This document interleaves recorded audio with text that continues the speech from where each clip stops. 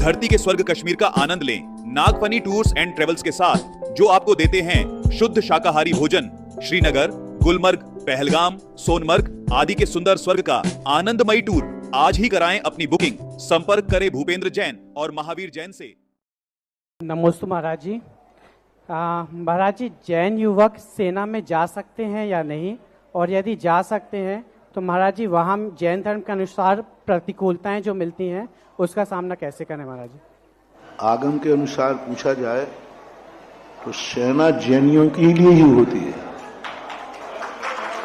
क्योंकि शास्त्रों के अनुसार जैनी क्षत्रिय कहलाते हैं। जैनियों के लिए जितने जैनी हैं सब क्षत्रिय ही होते थे, और क्षत्रियों के लिए ही सेना होती है। राजा क्षत्रिय होता है। अब आज की जो बात रही, वो सेना में भर्ती होने की स्थिति में आचार विचारों की भी रक्षा करते हुए कई जैनी श्रावक हैं, सेना में हैं, तो अपना बचाव करते हुए, अपने धर्म की रक्षा करते हुए सैनिक के लिए जब सेना में निहित होता है, उसको देव दर्शन, उसको आदि सामायिक आदि ये सारी व्यवस्थाएं उसके लिए नहीं होती। जैसे डॉक्टर होता है, डॉक्टर के लिए कोई समय नहीं होता। किसी भी समय, जिस समय जाकर के वह डॉक्टर कभी ये नहीं मना कर सकता है कि मैं भोजन कर रहा हूँ। डॉक्टर ये नहीं कह सकता है कि मैं अभी जाप दे रहा हूँ। डॉक्टर ये नहीं कह सकता है कि मैं अभी प्रवचन सुन रहा हूँ। नहीं, यदि डॉक्टर ने ये कह दिया अभी मैं मरीज को नहीं देखूंगा, अभी मैं माला फेर रहा हूँ, कानून तुरंत उस डॉक्टर को सस्पेंड कर देगा।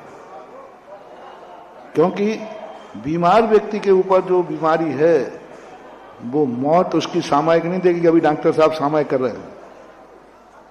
तो डॉक्टर के लिए ना कोई मंदिर है, ना कोई भोज है, उसका मूल कारण है मरीज। हाँ, ये बात नहीं है कि फ्री बैठे हो ठलुआ फिर भी मंदिर नहीं आ रहेगा। हाँ, नहीं तो डॉक्टर लोग महाराज जी हमें तो कोई नियम है ही नहीं। नहीं, कम नियम नहीं है। जब तुम्हारे सामने सीरियस मरीज हो, एक और मंदिर जाना है, एक और मरीज बचने मरने की जितनी जी रहा है, तो मरीज को बचाइए। लेकिन जब फ्री बैठे हो, थोड़े बहुत बीमारी चल रही है, तो नहीं है, डॉक्टर लोग इसका दुरुपयोग करते हैं। ऐसा ही सैनिक है, जब युद्ध में है, युद्ध में चल रहा है, युद्ध हो रहा है, उस समय उसके कोई नियम कानून नहीं है। एक ही मात्र है, युद्ध को जीतना, राजा की, राष्ट्र की रक्षा करना। शेष समय तो वो अपने धर्म का पालन कर सकता है, करना चाहिए। बहुत बहुत जैनी आर्मी में जा रहे हैं हम, कोई बाधा नहीं है जैनियों को आर्मी में जाने का। शास्त्रों में बहुत लिखा है, शास्त्रों में बहुत जैनी, यहाँ तक कि हरिवंश पुराण में जिनसेन स्वामी ने लिखा, प्रतिमाधारी भी सेना में थे। प्रतिमाधारी सैनिक, और राजा घोषणा कर रहा है देखो सामयिक का समय हो गया है, कुछ सैनिकों के सामयिक का समय है, अतः युद्ध को 1 घंटे के लिए रोक दिया जाए क्योंकि सामयिक का समय है। सैन का पर्व मनाते थे, अष्टान का पर्व, पूज्यवर रविशरण आचार्य पद्म पुराण में। रावण कहता है, कौन कहता है सैनिक में धर्मात्मा? रावण जैसा व्यक्ति कहता है अष्टान का पर्व लग चुका है, युद्ध को विराम किया जाए। अष्टान का पर्व में कोई लंका में शस्त्र नहीं उठाएगा, जैन दर्शन के अनुसार। मंत्रियों ने कहा राजा साहब क्या कर रहे हैं आप?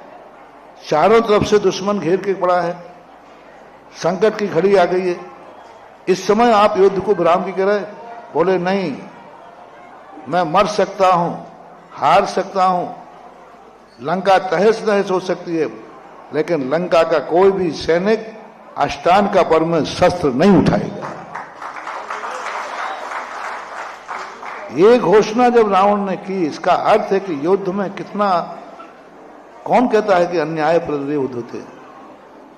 ठीक है, अन्याय के लिए युद्ध लड़ा गया, लेकिन युद्ध के समय भी अष्टान का पर्व का ध्यान रखा जा रहा है। तो ऐसी बात नहीं है, नीतियां गड़बड़ हो गई हैं। बाकी ऐसा राजनीति में, सेना में जैनियों के प्रवेश में कोई बाधा नहीं। लोग ये कहते हैं कि सेना में मौत हो सकती है। ये बताओ, दुनिया में सैनिक लोग ज्यादा मरते हैं कि एक्सीडेंट से ज्यादा मरते हैं? एक्सीडेंट से आए दिन। अब लोग कहते सेना में हो कम नहीं भेज सकते, मेरा छोरा मर जाएगा। अरे तो गाड़ी में मत बैठने, तुम्हारा छोरा मर जाएगा। सबसे ज्यादा एक्सीडेंट हो रहा है गाड़ियों से, सेना से बहुत कम एक्सीडेंट होते। कितनी सेना मरती है, कितने सैनिक मरते हैं। तो ऐसी बात नहीं, मरना जीना तो हर पॉइंट पे है, लेकिन देश की रक्षा करते हुए मरना अपने आप में एक शहीद होने वाली बात मानी जाती।